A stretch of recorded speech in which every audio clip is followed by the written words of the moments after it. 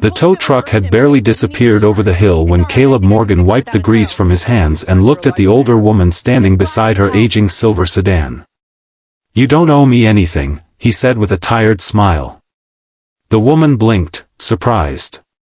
"But young man, you've spent almost 2 hours fixing my car." Caleb simply shrugged. "Some people need a bill. Some people just need a break." She nodded quietly before driving away. 3 days later. His phone rang. The woman on the other end said 6 words that would change his life forever. "I'm calling about my mother's car." Caleb Morgan wasn't the kind of man who expected life to be fair. At 36, he had already learned that some dreams simply changed shape. Years earlier, he'd imagined owning the biggest repair shop in Cedar Ridge, Ohio. He pictured shiny lifts, a waiting room full of customers, and enough business to hire young mechanics who needed a second chance. Instead, he rented 2 worn-out service bays behind an abandoned gas station. The faded sign read, "Morgan Auto Repair." One of the lights hadn't worked in years. The parking lot had more cracks than pavement. Some weeks, the bills outnumbered the customers. Still, every morning at 6:30, Caleb unlocked the garage door before the sun rose. Because people still needed someone they could trust. And trust was something he refused to cut corners on. At home, life revolved around one person. His 9-year-old daughter, Emma. Emma loved books almost as much as Caleb loved engines. Every evening after school she would sit on an old stool in the garage doing homework while Caleb worked.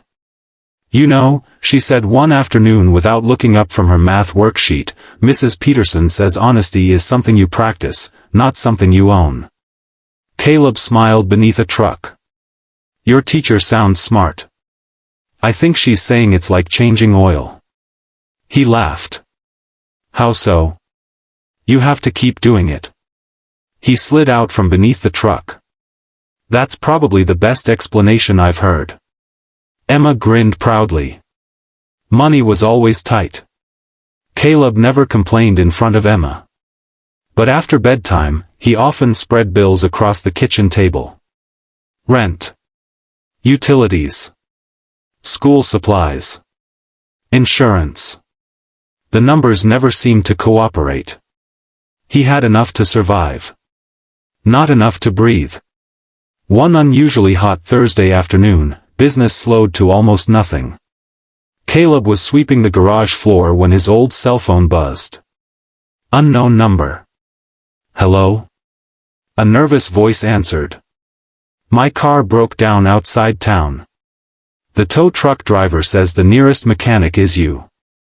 Caleb glanced at the empty shop. "Where are you?" The woman described a quiet county road about 15 minutes away.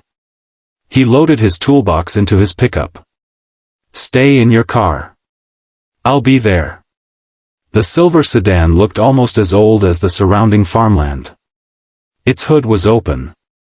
Standing beside it was a woman in her late 70s wearing a light blue cardigan despite the summer heat. She looked embarrassed more than frightened. "I'm so sorry to bother you," she said. Caleb smiled. "Cars don't care what day it is." She laughed softly. "My husband always used to say that." There was sadness behind her smile. Caleb examined the engine. The problem wasn't catastrophic. A damaged belt had snapped. Another hose had loosened because of the vibration. Normally, towing the car to the garage would have cost more than the repair itself. Instead, Caleb opened the toolbox. For nearly 2 hours he worked beneath the afternoon sun. The older woman occasionally offered bottled water. They talked about ordinary things. Her late husband. Gardening. Emma. The small town. Life. She never complained. She simply listened. Sometimes that was enough. Finally, Caleb tightened the last bolt. "Try it." The engine started immediately. The woman's eyes filled with relief. Oh, thank goodness. She reached into her purse. Please tell me what I owe you. Caleb looked at her worn handbag.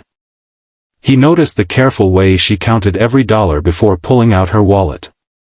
He had seen that hesitation before. It belonged to people choosing between necessities. He quietly closed the hood. Nothing. She looked confused. What do you mean? I had a spare belt back at the shop. But your time. He smiled. My daughter tells me kindness is something you practice. The woman stood silently. You remind me of someone, she whispered. My wife? She shook her head. My husband. She carefully folded the money back into her purse. I don't know how to thank you. You already did. How? You reminded me there are still conversations that don't need a hurry. For the first time in months. Caleb drove home feeling lighter than he'd left. Emma listened closely during dinner. So you fixed her car for free? I did. Emma thought for a moment. Were you worried about losing money? A little. So why'd you do it? Caleb looked out the kitchen window.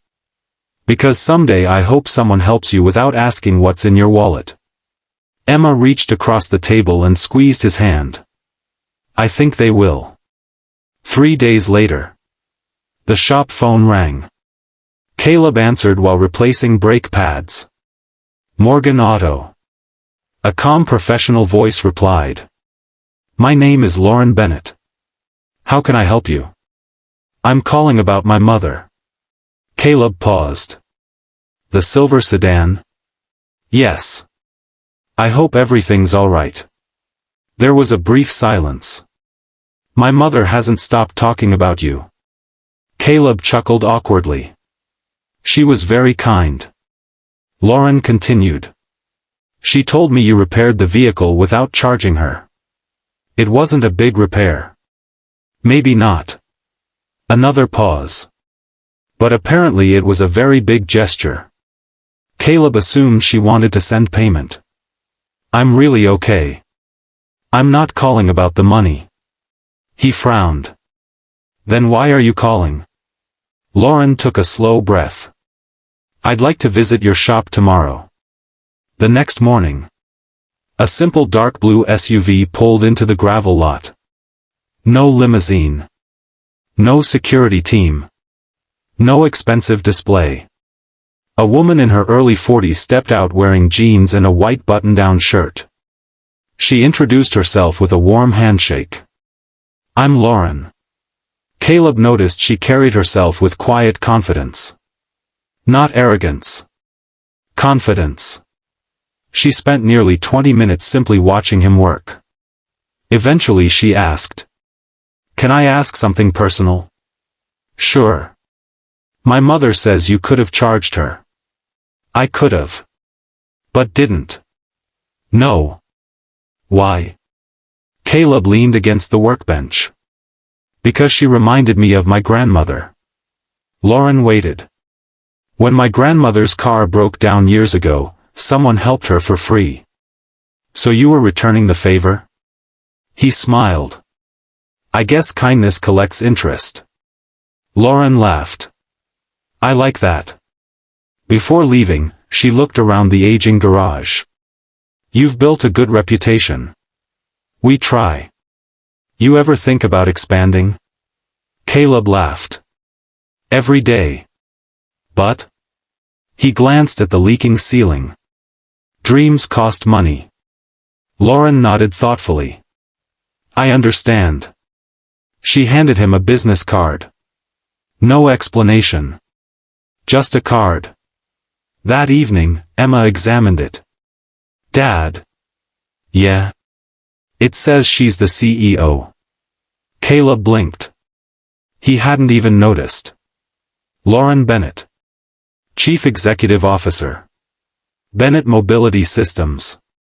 One of the largest regional transportation companies in the Midwest. Emma's eyes widened. You met a CEO? I guess I did. Are you nervous? He smiled. A little. A week passed. Nothing happened. Life continued. Oil changes. Flat tires. Brake repairs. School lunches. Laundry. Normal. Caleb figured that was the end of the story. He was wrong. The following Monday, Lauren returned. This time carrying a folder. "I've been thinking." Caleb smiled politely. "About your mother's car?" She shook her head. "About your shop?" She placed several papers on his desk. "My company maintains over 200 service vehicles across 3 counties." Caleb looked confused. "Okay. We've been searching for independent repair partners." He stared at the paperwork. "You mean? We'd like Morgan Auto Repair to become one of them." Silence. Complete silence. Caleb read the first page twice.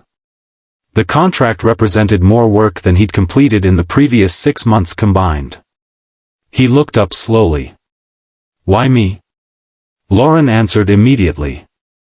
"Because technical skills can be trained." She smiled. "Character can't." Caleb swallowed hard. "There are bigger garages." "I know. There are cheaper mechanics." "I know. There are faster ones." Lauren nodded. "I know. So why?" She looked toward the service bay where Emma was quietly reading after school. "My mother said something I'll never forget." "What was that?" "She told me." Lauren's voice softened. "That the man who fixed her car treated her like she mattered before he knew whether she could pay." The contract transformed the business. Not overnight. Not magically. But steadily. Caleb hired 2 local mechanics. One was a military veteran struggling to find stable work. The other had recently completed vocational school. Business improved. The roof was repaired. New equipment arrived. Customers increased. Yet one thing never changed. On the office wall hung an old handwritten note. Emma had framed it. It read, "Kindness is something you practice." Every employee saw it before starting work. Months later, a teenager pulled into the shop driving an aging pickup truck. He explained he was trying to get to his first job interview. His battery had failed. He didn't have enough money.